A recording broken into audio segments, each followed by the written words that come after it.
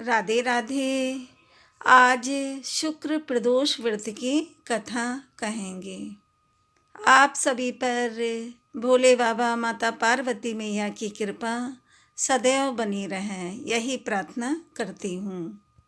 हर माह आने वाला प्रदोष व्रत भगवान शिव की कृपा पाने का सबसे बड़ा दिन होता है। शुक्रवार को पड़ने वाले व्रत को शुक्र प्रदोष व्रत कहते हैं। इस दिन किए जाने वाले प्रदोष व्रत से सुख समृद्धि और सौभाग्य का वरदान मिलता है।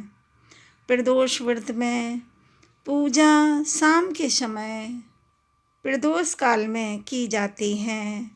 यह प्रदोष व्रत पूजा सूर्यास्त से लगभग 1 घंटा पहले का समय होता है, जो प्रदोष काल कहलाता है। शुक्र प्रदोष व्रत की कथा।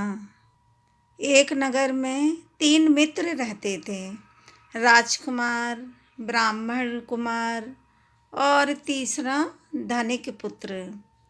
राजकुमार और ब्राह्मण कुमार विवाहित थे। धनिक पुत्र का भी विवाह हो गया था, लेकिन गौना शेष था। एक दिन तीनों मित्र स्त्रियों की चर्चा कर रहे थे। ब्राह्मण कुमार ने स्त्रियों की प्रशंसा करते हुए कहा, नारीहीन घर भूतों का डेरा होता है। धनिक पुत्र ने यह सुना तो तुरंत ही उसने अपनी पत्नी को लाने का निश्चय कर लिया। तब धनिक पुत्र के माता पिता ने समझाया कि अभी शुक्र देवता डूबे हुए हैं, ऐसे में बहू बेटियों को उनके घर से विदा करवा लाना शुभ नहीं माना जाता। लेकिन धनिक पुत्र ने एक नहीं सुनी और ससुराल पहुंच गया। ससुराल में भी उसे मनाने की कोशिश की गई, लेकिन वो जिद पर अड़ा रहा और कन्या के माता पिता को उनकी विदाई करनी पड़ी। विदाई के बाद पति पत्नी शहर से निकले ही थे कि बैलगाड़ी का पहिया निकल गया और बैल की टांग टूट गई।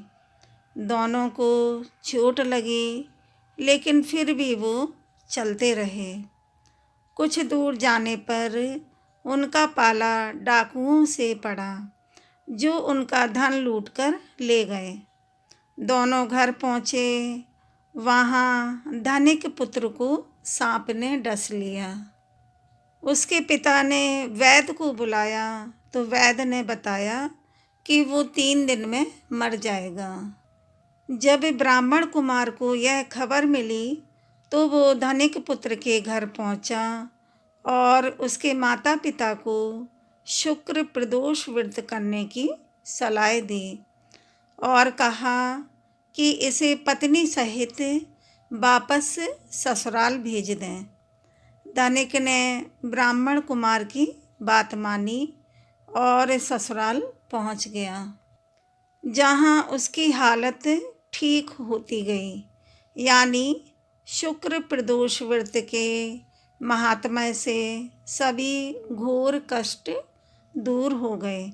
इसी दिन कथा सुने अथवा सुनाएं तथा कथा समाप्ति के बाद हवन सामग्री मिलाकर 11 या 21 बार या 108 बार ओम ह्लीं क्लीं नमः शिवाय स्वाहा मंत्र से आहुति दें।